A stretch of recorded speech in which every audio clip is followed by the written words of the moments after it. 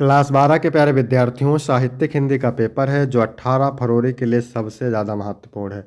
मेरे प्यारे बच्चों, पूरा पेपर एकदम अच्छे से आंसर के साथ आपको बताने वाले हैं, तो आप लोग वीडियो को पूरा अंत तक देखिएगा।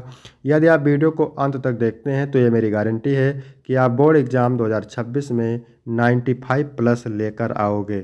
समय 3 घंटे 15 मिनट का होता है और पूर्णांक होता है 100 का। यहाँ पर थोड़ा सा निर्देश देख लेते हैं। निर्देश में क्या है? प्रारंभ के 15 मिनट परीक्षार्थियों को प्रश्न पत्र पढ़ने के लिए निर्धारित है। इस प्रश्न पत्र में 2 खंड हैं। दोनों खंडों के सभी प्रश्नों के उत्तर देना अनिवार्य है। सभी लोग वीडियो को कर देंगे लाइक, चैनल पर नए होंगे चैनल को कर देंगे सब्सक्राइब। खंड का प्रश्न नंबर 1 का है? यशपाल की रचना है, सिंहावलोकन है, या फिर माटी की मूर्तें हैं, या जंजीरें एवं दीवारें हैं, या फिर चित्रलेखा है। तो यशपाल की रचना है सिंहावलोकन, और सिंहावलोकन आत्मकथा है, ध्यान रखेंगे। माटी की मूर्तें राम वृक्ष बेनीपुरी की है। चित्रलेखा भगवती चरण वर्मा की है। जंजीरें एवं दीवारें राम वृक्ष बेनीपुरी की है। ठीक है, जंजीरें एवं दीवारें राम वृक्ष बेनीपुरी की है। इसके बाद अगला प्रश्न है, गुलाब राय की रचना मेरी असफलताएं की विधा है। उपन्यास है, नाटक है, निबंध है, आत्मकथा है। तो गुलाब राय की रचना मेरी असफलताएं, ये जो है क्या है? आत्मकथा है। चौथा ऑप्शन राइट हो जाएगा। ब्राह्मण पत्रिका के संपादक हैं बालकृष्ण भट्ट, धर्मवीर भारती, कमलेश्वर, या फिर प्रताप नारायण मिश्र। तो प्रताप नारायण मिश्र ब्राह्मण पत्रिका के संपादक हैं। इसके बाद है, हजारी प्रसाद द्विवेदी का उपन्यास है परख है, क्या रंगभूमि है, या फिर पुनर्नवा है, तट की खोज है। तो यहाँ पर देखेंगे तट की खोज हरिशंकर प्रसाई का उपन्यास है, रंगभूमि मुंशी प्रेमचंद का उपन्यास है। ठीक है, और परख चैनेन्द्र कुमार का उपन्यास है। तो पुनर्नवा सही हो जाएगा। पुनर्नवा उपन्यास हजारी प्रसाद द्विवेदी का है। मैथिली शरण गुप्त की रचना है, संधनी है, रंग में भंग है, चक्रवाल है, पूर्वा है। तो यहाँ पर देखेंगे पूर्वा सच्चिदानंद हीरानंद वासेन अज्ञेय की रचना है। चक्रवाल रामधारी सिंह दिनकर की रचना है, और रामधारी सिंह दिनकर को उर्वशी रचना पर ज्ञानपीठ पुरस्कार मिला था, ध्यान रखेंगे। संधनी मेरे प्यारे बच्चों, संधनी किसकी रचना है?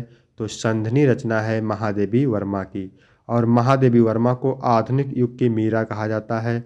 महादेवी वर्मा को यामा रचना पर ज्ञानपीठ पुरस्कार मिला था। रंग में भंग, ये सही हो जाएगा, मैथिली शरण गुप्त की रचना है। इसके बाद प्रश्न नंबर 2 का है? मुंशी प्रेमचंद का उपन्यास है। तो गोदान मुंशी प्रेमचंद का उपन्यास है।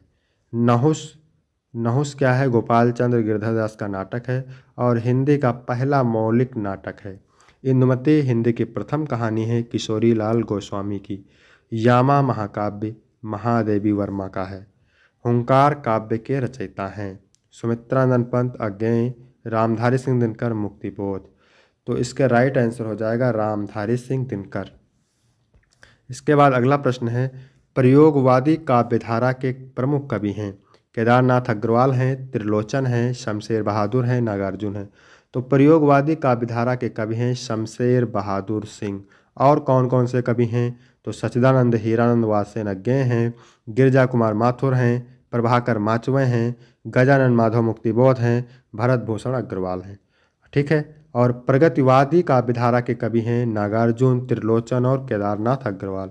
तीसरा सप्तक का प्रकाशन वर्ष है 1959, 1943, 1951, 1941। तो तीसरा सप्तक का प्रकाशन वर्ष है 1959। तार सप्तक का प्रकाशन वर्ष है 1951। दूसरा सप्तक का प्रकाशन वर्ष है 1900। तार सप्तक का प्रकाशन वर्ष है मेरे प्यारे बच्चों 1943। ठीक है, दूसरा सप्तक का प्रकाशन वर्ष है 1951। तीसरा सप्तक का प्रकाशन वर्ष है 1959। चौथा सप्तक का प्रकाशन वर्ष है 1959। तार सप्तक के संपादक कौन है? सच्चिदानंद हीरानंद वासेन अज्ञेय। तो आपका पहला ऑप्शन राइट हो जाएगा। इसके बाद अगला प्रश्न है, पल्लव से अवतरित कविता परिवर्तन के रचयिता है। महादेवी वर्मा, सुमित्रानंद पंत, निराला, जयशंकर प्रसाद। सुमित्रानंद पंत दूसरा ऑप्शन राइट हो जाएगा। ठीक है, इन्हें प्राकृतिका सुकुमार का भी कहा जाता है। जयशंकर प्रसाद को छायावाद युग का प्रवर्तक कहा जाता है, और महादेवी वर्मा भी छायावाद की कवयित्री हैं, और महादेवी वर्मा को आधुनिक युग की मीरा कहा जाता है। यामा रचना पर ज्ञानपीठ पुरस्कार मिला है। पुरस्कार मिला था। इसके बाद मेरे प्यारे बच्चों प्रश्न नंबर 3 है, दिए गए गद्यांश पर आधारित निम्नलिखित प्रश्नों के उत्तर दीजिए। 10 अंक का है, मोस्ट इंपॉर्टेंट गद्यांश है। अशोक को जो कालिदास से मिला वह अपूर्व था। सुंदरियों के असंजनकारी नुपुर वाले चरणों के मृदु आघात से वह फूलता था। कोमल कपोलों पर कर्णावतंस के रूप में झूलता था और चंचल नील अलकों की आचंचल शोभा को 100 गुना बढ़ा देता है। वह महादेव के मन में क्षोभ पैदा करता था, मर्यादा पुरुषोत्तम के चित्त में सीता का भ्रम पैदा करता था और मनोजन्मा देवता के एक इशारे पर कंधे पर से ही फूट पड़ता था। देखिए यहाँ पर अशोक शब्द मिल गया, तो आप समझ जाइए अशोक के फूल से लिया गया है, आसान है। ठीक है, तो पहला क्वेश्चन है, उपयुक्त गद्यांश का संदर्भ लिखिए। तो प्रस्तुत पद्यांश नहीं गद्यांश हमारी पाठ्यपुस्तक हिंदी गद्य खंड के अशोक के फूल नामक पाठ से अवतरित है और इसके रचयिता हजारी प्रसाद द्विवेदी हैं। दूसरा है रेखांकित अंश की व्याख्या। तो व्याख्या मेरे प्यारे बच्चों किसकी करना है, जिसकी रेखा खींची हुई है यहाँ से लेकर के यहाँ तक की। तो चलिए देख लेते हैं व्याख्या कैसे लिखना है। हेडिंग डालना है रेखांकित अंश की व्याख्या। लेखक कहते हैं कि उनका मानना था कि अशोक पर तभी पुष्प आते थे जब कोई सुंदर युवती अपने कोमल और संगीतमय नुपुर वाले चरणों से उस पर प्रहार करती थी। अशोक के फूलों की सुंदरता के कारण सुंदरियां उन्हें अपने कानों को आभूषण बनाती थी। यह कर्णफूल जब उनके सुंदर गालों पर झूमता था तब उनकी सुंदरता और अधिक बढ़ जाती थी। जब यह अशोक के फूलों को अपने काली नीली चोटी में गोदती थी तब उनके चंचल लताओं की सुंदरता 100 गुना बढ़ जाती थी और तब देखने वाले की दृष्टि उनसे हटती ही नहीं थी। इसके बाद अगला प्रश्न है, संस्कृत के किस कवि ने अशोक को सम्मानित किया है। तो संस्कृत के कालिदास कवि ने अशोक को सम्मानित किया। किस फूल की सुंदरता के कारण सुंदरियां उन्हें अपने कानों का आभूषण बनाती थी। तो अशोक के फूल की सुंदरता के कारण सुंदरियां उन्हें अपने कानों का आभूषण बनाती थी। इसके बाद असंजनकारी तथा कर्णावतंस के अर्थ लिखिए। तो असंजनकारी मतलब होता है अनुराग उत्पादक, कर्णावतंस का मतलब होता है कर्णफूला। फिर अथवा करके दिया है मेरे प्यारे बच्चों, एक करना रहता है इसमें से, ये भी मोस्ट इंपॉर्टेंट है। निंदा कुछ लोगों की पूंजी होती है, बड़ा लंबा चौड़ा व्यापार फैलाते हैं वह इस पूंजी से। कई लोगों की प्रतिष्ठा ही दूसरों की कलंक कथाओं के पारायण पर आधारित होती है। बड़े रस विभोर होकर जिस तिस की सत्य कल्पित कलंक कथा सुनाते हैं और स्वयं को पूर्ण संत समझने समझाने की तुष्टि का अनुभव करते हैं। तो यहाँ पर देखिए निंदा शब्द मिल गया आपको। तो निंदा रस पाठ का नाम है और लेखक का नाम है हरिशंकर प्रसाई। आपको यहाँ से 2 अंक पक्के हो जाएंगे। इसके बाद है रेखांकित अंश की व्याख्या। तो व्याख्या मेरे प्यारे बच्चों जिसकी रेखा खींची हुई है, यानी निंदा कुछ लोगों की पूंजी होती है, बड़ा लंबा चौड़ा व्यापार फैलाते हैं वह इस पूंजी से, इसकी करना है व्याख्या। तो चलिए देख लेते हैं। कुछ लोग निंदा को इस प्रकार महत्व देते हैं जैसे व्यापारी अपनी पूंजी को महत्व देता है। वह निंदा को अपनी पूंजी समझते हुए व्यापार बढ़ाने में लगे रहते हैं। निंदा किसकी पूंजी होती है। तो निंदा कुछ लोगों की पूंजी की तरह होती है। ठीक है, फिर है सत्य कल्पित कलंक कथा का अर्थ स्पष्ट कीजिए। सत्य कल्पित कलंक कथा का अर्थ सच्ची काल्पनिक कलंकपूर्ण घटना है, ऐसी कथा जिसकी केवल कल्पना की गई हो। प्रत्येक व्यक्ति की अधिक से अधिक सभी जगह निंदा करना है, उसके जीवन का प्रमुख लक्ष्य होता है। उनकी अवधारणा होती है कि वह जितनी अधिक निंदा करेंगे उतना ही लाभ उनको प्राप्त होगा। इसके बाद अगला प्रश्न है, निंदा लोगों की प्रतिष्ठा का आधार क्या होता है। कुछ लोगों की प्रतिष्ठा का आधार क्या होता है, निंदा होता है। इसके बाद चौथा नंबर प्रश्न है मेरे प्यारे बच्चों, ये भी मोस्ट इंपॉर्टेंट है। दिए गए पद्यांश पर आधारित निम्नलिखित प्रश्नों के उत्तर दीजिए। पूरी होए ना यदि तुझसे अन्य बातें हमारी। राधा पवन से कहती है मथुरा जाकर, राधा पवन से कहती है कि हे पवन, यदि तुमसे मेरी अन्य सारी बातें पूरी ना हो पाएं तो तू मेरी इतनी विनती मान ले और चली जा। छू के प्यारे कमल पग को प्यार के साथ आ जा। श्री कृष्ण के मेरे प्यारे प्रियतम के कमल रूपी चरणों को छू करके प्यार के साथ वापस लौटाओ, मैं तुम्ही को अपने हृदय से लगा करके जीवित रह जाऊंगी। तो ये पवन दूतिका से लिया गया है। कवि हैं अयोध्या सिंह उपाध्याय हरिओत। फिर है रेखांकित अंश की व्याख्या। तो व्याख्या मैंने आपको बता दिया है। इसके बाद कमल पग में अलंकार है तो रूपक अलंकार है। नायिका किससे और क्या विनती कर रही है। तो नायिका पवन से विनती कर रही है कि वह उसकी बातें मान ले और उसके प्यारे कमल पग को छूकर लौटे। इसके बाद में अगला है, नायिका पवन को किसके कमल पग को छूकर आने के लिए कह रही है। तो नायिका पवन को अपने प्यारे के कमल पग को छूकर आने के लिए कह रही है। फिर यहाँ पे अथवा करके दिया है, भी मोस्ट इंपॉर्टेंट है। दुर्बलता का चिन्ह विशेष शपथ है। शपथ क्या है, कैकेयी कहती है शपथ क्या है, कसम क्या है, दुर्बलता का विशेष चिन्ह है। पर हम अबला यानी बलहीन स्त्री के लिए और कौन सा रास्ता है।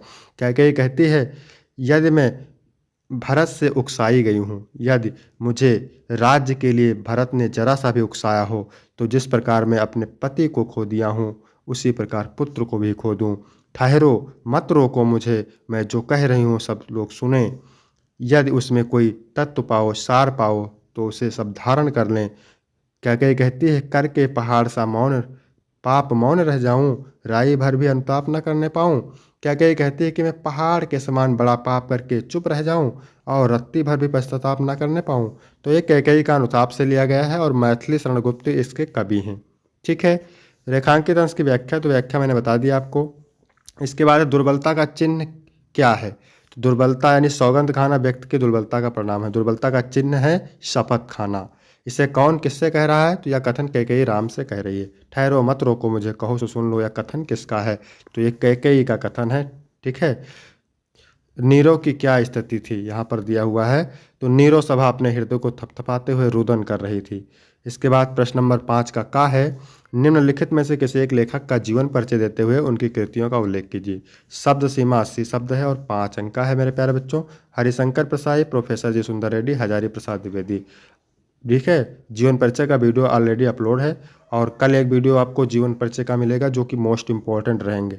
इसके बाद में कवि का जीवन परिचय देते हुए उनकी प्रमुख कृतियों का उल्लेख कीजिए। तो मैथिली शरण गुप्त, रामधारी सिंह दिनकर और रखे हैं, ये भी मोस्ट इंपॉर्टेंट है।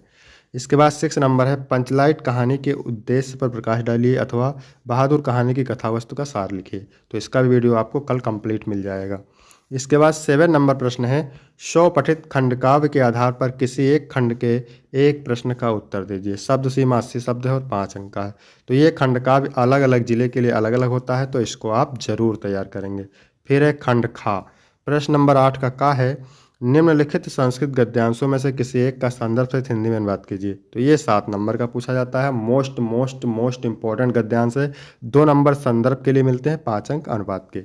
तो संस्कृत साहित्य का सरस यानी संस्कृत का साहित्य सरस और व्याकरण सुनिश्चित है। उसके गद्य पद्य में ललित भावों को समझने की सत्य और सुनने की अद्वितीय मधुरता है।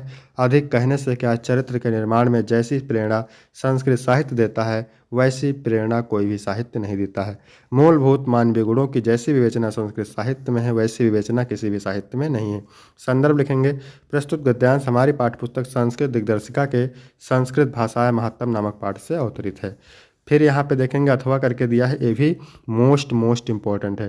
यानी महामना मदन मोहन मालवीय विद्वान, वक्ता, धर्मात्मा नेता और चतुर पत्रकार थे।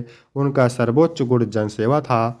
ये जहाँ कहीं भी लोगों को दुखी और पीड़ित देखते थे वहाँ शीघ्र उपस्थित होकर के सभी प्रकार से सहायता करते थे। प्राणियों की सेवा इनका स्वभाव था। संदर्भ लिखेंगे, प्रस्तुत गद्यांश हमारी पाठ्यपुस्तक संस्कृत दिग्दर्शिका के महामना मालवीय पाठ से अवतरित है। इसके बाद प्रश्न नंबर 8 का खा है, निम्नलिखित संस्कृत श्लोकों में से किसी एक का श्लोक का संदर्भ सहित हिंदी में अनुवाद कीजिए। तो जल बिंदु निपाते यानी जल की एक एक बूंद गिरने से क्रमशः पूरते घटा घड़ा भर जाता है। सभी विधानों में धर्म और धन का यही कारण है। संदर्भ लिखेंगे, प्रस्तुत श्लोक हमारी पाठ्यपुस्तक संस्कृत दिग्दर्शिका के सुभाषित रत्नार नामक पाठ से अवतरित है। फिर यहाँ पे अथवा करके दिया है, ये भी मोस्ट इंपॉर्टेंट है, जातक कथा से लिया गया है।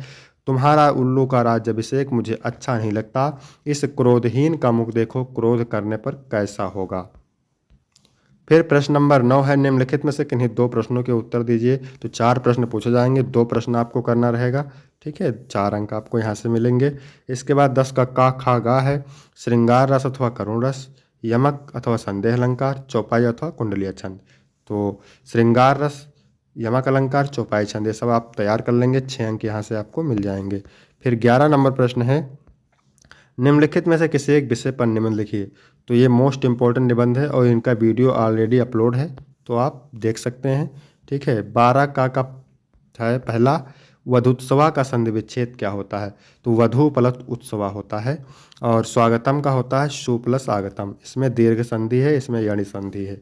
इसके बाद है नायिका का संधि विच्छेद, तो नय प्लस अका होता है। क्या होता है? नय प्लस अका। निम्नलिखित में से किसी एक पद का समास नाम लिखना है। अनुरूपम में अन उपसर्ग है, अव्ययभाव समास है। कौन सा समास है? अव्ययभाव समास है मेरे प्यारे बच्चों। श्रेष्ठ पुरुषा में कर्मधारा है और भरपेट में भर उपसर्ग है, तो अव्ययभाव समास है। इसके बाद 13 नंबर प्रश्न है, बैंक में खाता खोलने के लिए बैंक प्रबंधक को प्रार्थना पत्र अथवा अपनी गली मोहल्ले की नालियों की समुचित सफाई के लिए नगर निगम के स्वास्थ्य अधिकारी को पत्र लिखिए, मोस्ट इंपॉर्टेंट है। इसके बाद 14 का पहला है, निम्नलिखित में से किसी एक शब्द के धातु एवं प्रत्ययों का योग स्पष्ट करना है। तो कटुता में कटु शब्द है और तल प्रत्यय है, ठीक है, ध्यान रखेंगे तल प्रत्यय है। निम्नलिखित में से किसी एक शब्द का प्रत्यय बताना है। तो गुरुता में गुरु शब्द है और तल प्रत्यय, ध्यान रखेंगे। इसके बाद मेरे प्यारे बच्चों अगला प्रश्न है, क्या कह रहा है, अगला प्रश्न है, रेखांकित पदों में से किसी एक पद में प्रयुक्त विभक्ति तथा संबंधित नियम का उल्लेख कीजिए। कितने अंक का है, 2 अंक का है, ये भी मोस्ट इंपॉर्टेंट है। आकाशे छात्रे समम स्नाति, ठीक है, तो इसमें जो है सायुक्ते प्रधाने सूत्र से तृतीया विभक्ति है, ध्यान रखेंगे। श्री गणेशाय नमः, ठीक है, श्री इसमें जो है चतुर्थी विभक्ति है, ठीक है। तो मेरे प्यारे बच्चों वीडियो कैसा लगा, वीडियो अच्छा लगा हो तो वीडियो को लाइक करेंगे, चैनल को सब्सक्राइब करेंगे। फिर मिलते हैं आपको अगली वीडियो में, तब तक के लिए जय हिंद जय भारत।